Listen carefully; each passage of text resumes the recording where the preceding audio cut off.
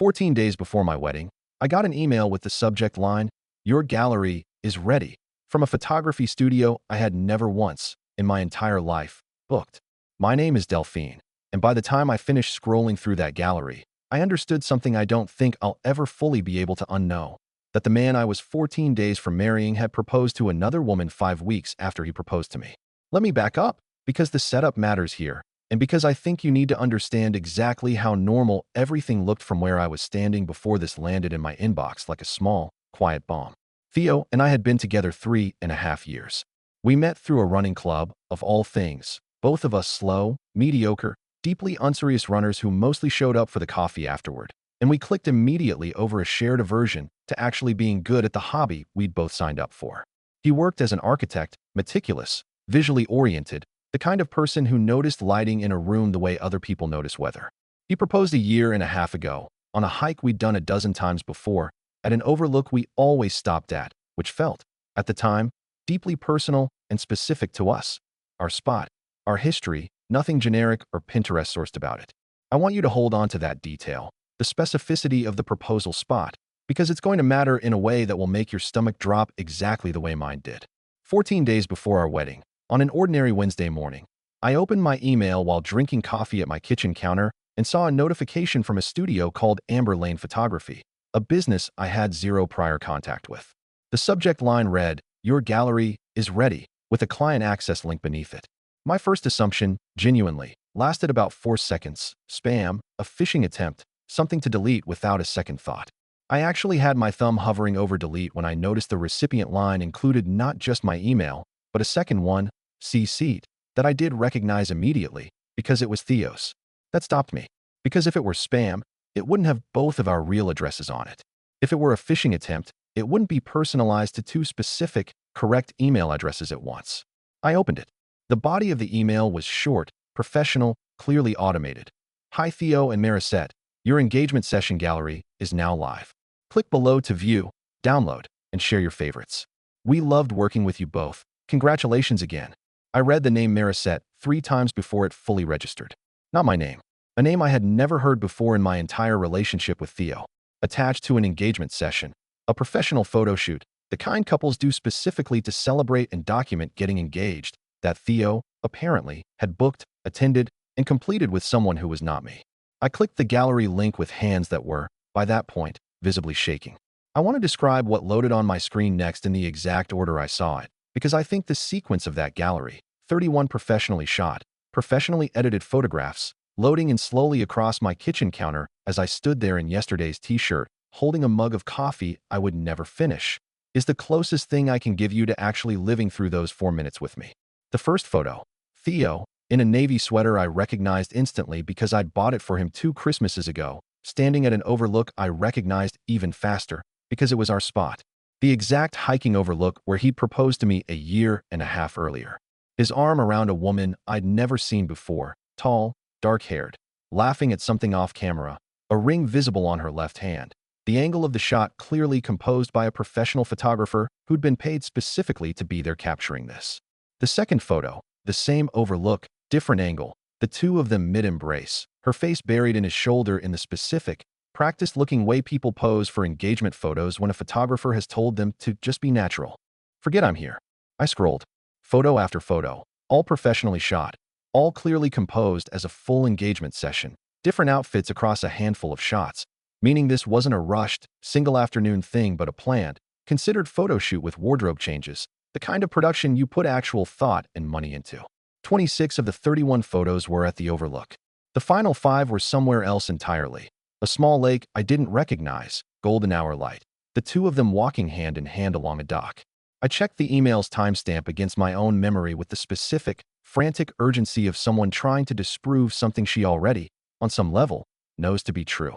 The gallery notification had gone out that morning, but the shoot itself, according to a small metadata detail in the gallery's info panel, session date, had happened 5 weeks after Theo proposed to me. 5 weeks. Not before we got engaged, which would have been its own kind of terrible, but at least chronologically containable.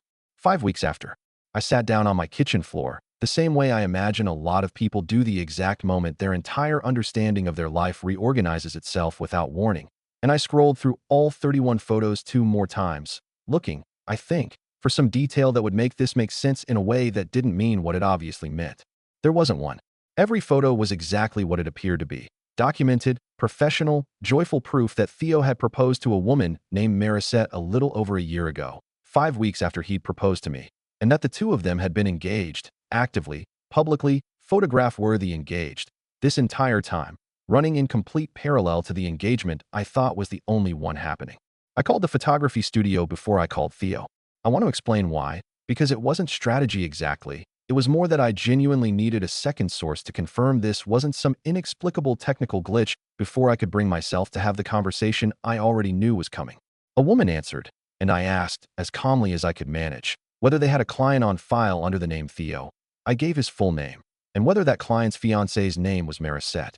There was a small pause, the kind that comes before someone realizes they're about to say something they shouldn't across a professional phone line, and she said, carefully, "I'm sorry, can I ask who's calling? I want to make sure I'm not sharing client information incorrectly."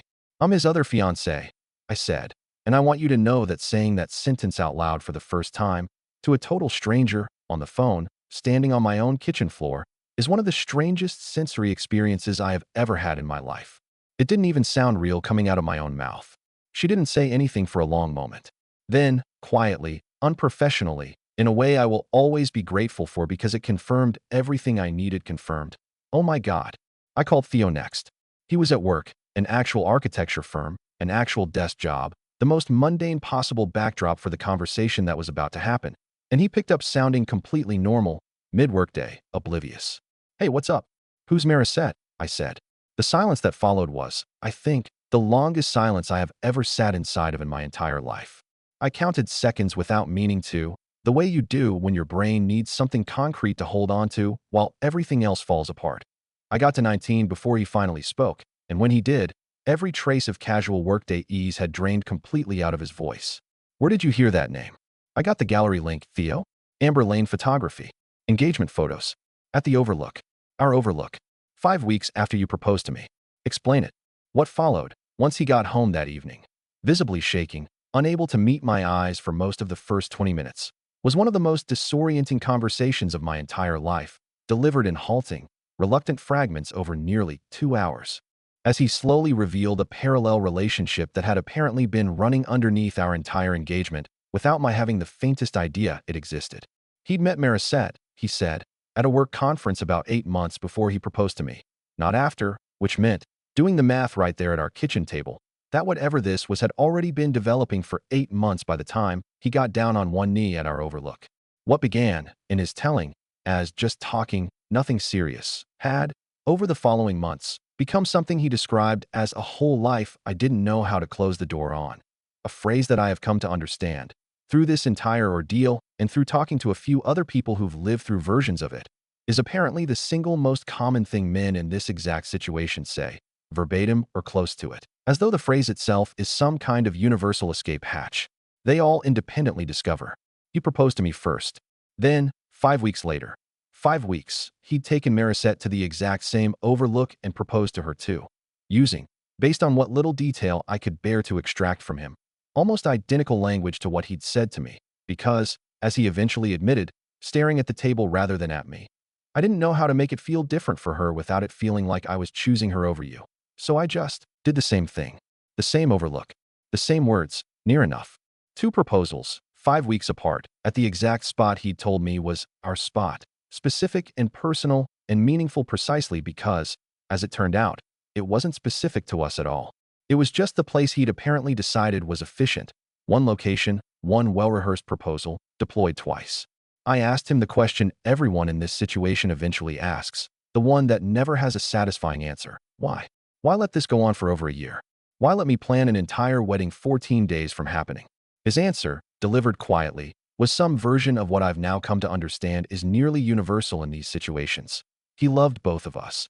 In some fashion, he couldn't fully articulate even to himself, and he'd let the engagement with me become the real, visible, forward-moving one. The wedding planning, the invitations, the actual date on the calendar, while the engagement with Marisette existed in a kind of suspended, ongoing present tense, real to her, deeply real, documented in a professional photo gallery and everything, but never actually scheduled toward anything. kept permanently in the someday phase while he focused his actual forward motion on me. Which meant Marisette, I would later learn, believed she was in a genuine, committed, moving toward marriage engagement with a man who had, unbeknownst to her, already scheduled and was 14 days from completing an entirely separate wedding to someone else. When I finally worked up the nerve to reach out to her, about 10 days after everything came out, using contact information I found through, appropriately enough, the same photography studio's tagged social media posts, she was, understandably, completely blindsided. She had no idea I existed.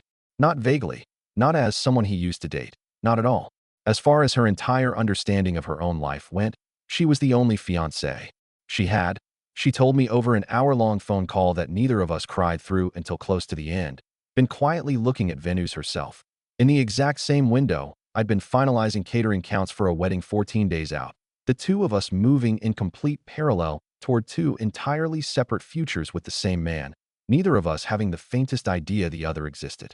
I called off the wedding that night, obviously 14 days out, which meant a genuinely brutal several days of vendor calls, deposit losses, and one particularly excruciating conversation with my parents, who had already booked flights and were, at the moment I called them, actually in the middle of packing for the trip. My mother, on the phone, went completely silent for almost a full minute after I explained what happened, and then said, very quietly, "Send me the photos," and I did, and she didn't say anything else about it for the rest of that call except, eventually, "Okay, we're driving up early. Don't be alone tonight. I want to tell you about the day of my originally scheduled wedding because I think it's worth describing. I spent it at my best friend's apartment, the two of us not really talking much, just existing in the same space, ordering food from the restaurant where Theo and I had our first post-run coffee date. A small, deliberate act of reclaiming at least one piece of the relationship's history for myself rather than letting all of it stay contaminated by what I'd learned. She raised a glass at one point, sometime in the evening, to the wedding that didn't happen and the absolute disaster we all just avoided. And I laughed, actually laughed, for what felt like the first genuine laugh in the 2 weeks since that email landed in my inbox. It's been about 5 months now. I moved out of the apartment we shared within a month, deliberately choosing a new neighborhood on the other side of town, one with no running trails anywhere near it, which I recognize is a fairly transparent piece of self-protection, but one I don't regret at all. I started therapy not long after, specifically to work through something that's taken me a long time to find language for. The strange, specific grief of learning that something you believed was uniquely, personally yours, a location, a memory, a proposal, was actually just a template, reused, 5 weeks later, on someone else, at the exact same spot, with barely modified words. My therapist has helped me understand that the shame I felt in the first few weeks, the reflexive spiral of wondering how I could have shared a life with someone for over 3 years without ever detecting a second, fully parallel engagement, wasn't mine to carry. There was no version of ordinary vigilance that was going to surface a professionally organized, financially resourced, geographically separate relationship maintained with enough discipline to survive over a year without a single slip. That's not a failure of instinct on my part. That's the product of real, sustained effort on his, applied specifically toward concealment rather than honesty. I think, more than anything, about the sheer improbability of that email actually reaching me at all. Photography studios, I've since learned from a fairly unhinged amount of research I did in the weeks after, sometimes CC additional emails on delivery notifications by mistake, old draft, an autofill error, some detail I still don't fully understand about how their client management software works. Whatever the actual mechanical cause was, it meant that on one specific Wednesday morning, 14 days before my wedding, a piece of software somewhere made a small, mundane clerical error, and that error was the only reason I ever found out at all. If it hadn't happened, if the studio system had CC'd correctly, the way it presumably had for every other client before me, I think there's a real chance I would have married Theo 14 days later with no idea that an entire second engagement, complete with its own professional photo gallery, existed running in parallel to mine the whole time. My mother said something to me a few weeks after everything happened that I still carry around with me. We were sitting at her kitchen table, and I was doing the thing I did constantly during that period, turning the whole timeline over, searching for the moment I should have noticed something, anything. She said, "You didn't miss a sign, Delphine. There wasn't a sign to miss. He built 2 entirely separate lives specifically so there wouldn't be one. You didn't fail. A computer system just happened to fail him first." I've thought about that a lot since, in the months since everything fell apart. I think it's the truest thing anyone said to me during that entire period, And I think it's the thing that's ultimately let me stop blaming myself for something I genuinely had no reasonable way to detect. I don't know how things ultimately worked out for Marisette. We spoke a handful of times in the immediate aftermath, mostly comparing notes, filling in each other's version of the timeline. But we drifted apart naturally after the first month or so, the way I think two people bonded primarily by shared trauma sometimes do once the acute crisis passes and there's less urgent need to keep talking. I hope she's okay. I mean that genuinely. I check things very differently now, with anyone new I get to know, not from a place of paranoia, but from a hard-earned, specific understanding that even deeply meaningful, specific feeling gestures can, in the wrong hands, turn out to be reused templates rather than the unique things they appear to be. I ask more questions now about a person's schedule, their trips, the specific gaps in their week that don't fully account for themselves. Not because I assume the worst of everyone, but because I've learned, in the most expensive way imaginable, that the absence of visible red flags is not the same thing as the absence of a second life running quietly in parallel. If you've ever had an entire hidden relationship surface through something as small and mundane as a misdirected email, a CC address, a piece of software doing something it wasn't supposed to do, I want to hear about it. I think there's something almost darkly funny in the specific, bitter way these things eventually become funny, about how rarely we find these things out through our own vigilance, and how often it's actually some completely unrelated clerical accident that finally does the work our instincts couldn't. 14 days. One gallery link. That's all it took to learn which version of my life was ever actually real.